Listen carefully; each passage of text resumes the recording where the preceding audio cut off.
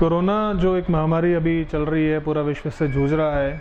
Homeopathy और alternative चिकित्सा प्रणालियां जो अन्य हैं, इनका इसमें बहुत बड़ा रोल है। क्योंकि देखा जा रहा है कि एलोपैथी हॉस्पिटल्स में बेहद भीड़, बेहद मारामार हो रही है। होम्योपैथी चिकित्सा प्रणाली जो है, ये सिम्टोमेटिक चिकित्सा प्रणाली है। हम लगभग कोविड के हर स्टेज में मेडिसिन्स दे सकते हैं पेशेंट को। आपने देखा होगा कि काफ़ी टाइम से प्रचलित हो रही हैं कई सारी होम्योपैथी दवाइयाँ, कि प्रिवेंटिव दवाइयाँ भी होम्योपैथी में हैं। तो ये पूर्णतः ये नहीं कहेंगे कि होम्योपैथी की दवाई, एग्जाम्पल के लिए ले लेते हैं आर्सेनिक एल्बम, हमने ली और हम कोविड से बच जाएंगे, कोरोना हमें नहीं होगा। ऐसा कहना गलत है, गलत भ्रम फैलाना भी गलत है। होता क्या है, जब भी हम कोई दवाई लेते हैं, जैसे आर्सेनिक एल्बम ही हमने ली, तो इससे प्रतिरोधक क्षमता हमारी कुछ बढ़ती है, मानसिक और शारीरिक दोनों। होम्योपैथी में जो भी दवाइयाँ हैं, वो मानसिक और शारीरिक दोनों लक्षणों को मिला के ली जाती हैं। क्योंकि इस समय भय की स्थिति ज़्यादा है, डर की स्थिति ज़्यादा है, तो इसीलिए आर्सेनिक एल्बम नामक दवाई सामने आई, जो बड़ी प्रचलित हुई। क्योंकि ये बेसिकली डर की ही दवाई है, भय की ही दवाई है। रेस्पिरेटरी सिम्टम्स भी इसमें कवर हो जाते हैं। तो क्या होगा, जब हम आर्सेनिक एल्बम के कुछ डोजेज लेते हैं, तो हम physically as well as mentally थोड़े से इम्यून हो जाते हैं। तो हमें अगर कोविड होता भी है तो उतना खतरनाक नहीं होता, या कहिए कि कम लक्षणों के साथ होता है।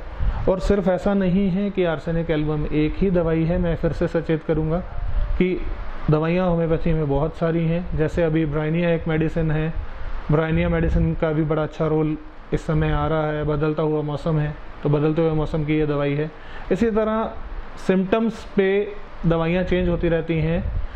एक्टिव कोविड पेशेंट्स की अगर हम बात करें कि ऑलरेडी कोविड है, फिर होम्योपैथी चिकित्सक के पास आप आ रहे हैं या सलाह ले रहे हैं, तो उस समय भी हमारे पास स्टेज 1 की, स्टेज 2 की, स्टेज 3 की, हर एक स्टेज की दवाइयाँ हैं, प्रीसेट हैं।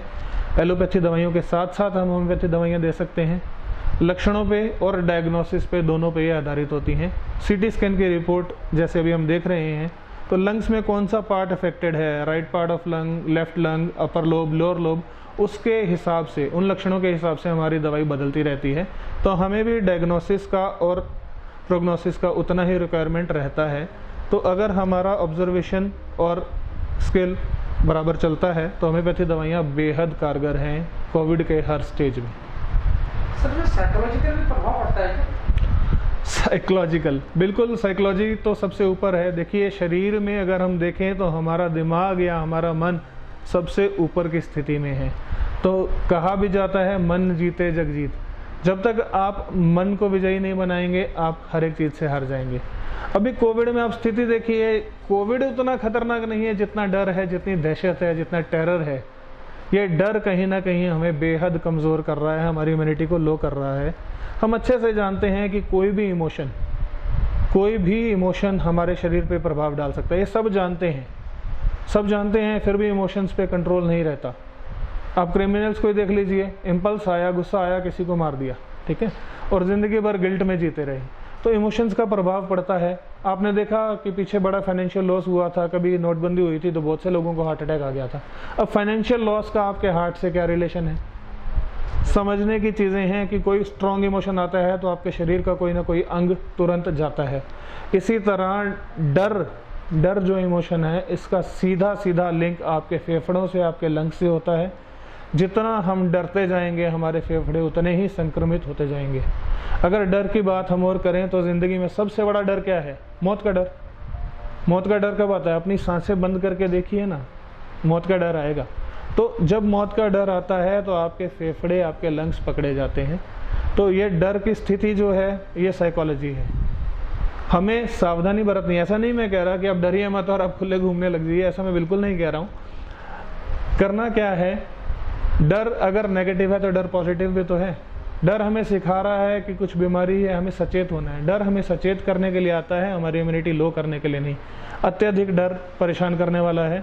आप सावधानी बरतिए, मास्क लगाइए, दूरी बनाए रखिए, समय पर जांच करवाइए, लक्षण आने पे डॉक्टर को दिखाइए। ये सब अगर हम करते हैं तो फिर डर का क्या है? लोग बिल्कुल वेंटिलेटर से भी ठीक होके आ रहे हैं। 90%, 95% लोग ठीक होके घर आ रहे हैं। उस तरफ ध्यान दीजिए, उस तरफ नहीं कि 2-4% लोग मर रहे हैं। तो डर का बहुत बड़ा रोल है, साइकोलॉजी का बहुत बड़ा रोल है कोविड में। सर डर की बात की आपने, आप इस पर जो हमारे दर्शक हैं उनको क्या मैसेज देंगे कि वो अपने आप को, अपनी इम्यूनिटी को बनाए रखें और डर से बाहर निकलें? वास्तव में डर ही एक बहुत बड़ा रोल है। देखिए, डर से बचने का तो जैसे मैं आपको बता रहा हूँ कि डरना नहीं है और डरना भी है। कहाँ तक डरना है? सचेत रहने तक डरना है, अत्यधिक नहीं डरना है। अब हम देख रहे हैं कि पिछले 1.5-2 सालों से लॉकडाउन की स्थिति बार बार आ रही है। तो ऐसे में जब कोई चोट हमें रिपीटेड लग रही है तो वो एक भीषण रूप तो ले ही लेगी, तो डर भी भीषण होता जा रहा है।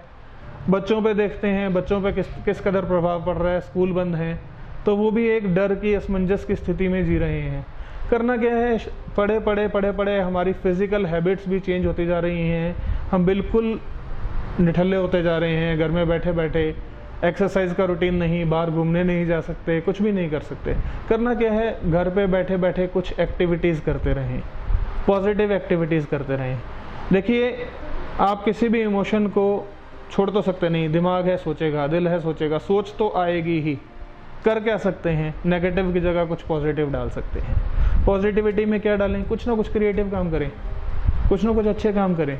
घर में है, परिवार इकट्ठा है, परिवार को समय दीजिए, परिवार के साथ खेलिए कूदिए, ठीक है। अच्छे व्यंजन बनाइए, खुद को एंजॉय कीजिए, पेंटिंग्स बनाइए, म्यूजिक सुनिए। सबसे बड़ी बात, शरीर का ध्यान रखिए। शरीर का ध्यान कैसे रखना है? योगा कीजिए, प्राणायाम कीजिए। ये तो घर में ही हो सकते हैं, कहीं जाने की ज़रूरत नहीं है। अच्छा, आप यूट्यूब लगा के देख लीजिए, कई तरह के वीडियोज़ हैं। मैं खुद अपने पेशेंट्स को बोलता हूँ और खुद हम घर में पूरा परिवार करते हैं, 15 मिनट में 3 किलोमीटर की वॉक। कई सारे इस तरह के वीडियोस आपको मिल जाएंगे, लेस्ली सैमसन जैसे, जिसमें आप 15 मिनट में खूब सारी एक्सरसाइज कर सकते हैं एंजॉय करते हुए। तो ज़्यादा से ज़्यादा अगर हम हैप्पीनेस के मोड में रहेंगे, एंजॉयमेंट के मोड में रहेंगे, नेगेटिविटी में भी कुछ पॉजिटिविटी तलाशने की कोशिश करेंगे। जैसे कहा जाता है, काउंट ऑन योर ब्लेसिंग्स देखिए ना, ये जो मौका मिला है ये भी शायद हमने ही मैनिफेस्ट किया है। कहते थे अरे यार कभी काम से निजात मिल जाए, आज मिल रही है। तो जो समय मिला है परिवार के साथ खुशी खुशी बांटिए, खुशी खुशी निभाइए, ये दौर भी निकल जाएगा। बनी park heart and EECP general hospital US FDA व अमेरिकन हार्ट एसोसिएशन द्वारा अनुमोदित राजस्थान का प्रथम अंतर्राष्ट्रीय मापदंडों के अनुसार हार्ट अटैक के मरीजों का बिना सर्जरी, बिना भर्ती किए EECP द्वारा अत्याधुनिक इलाज।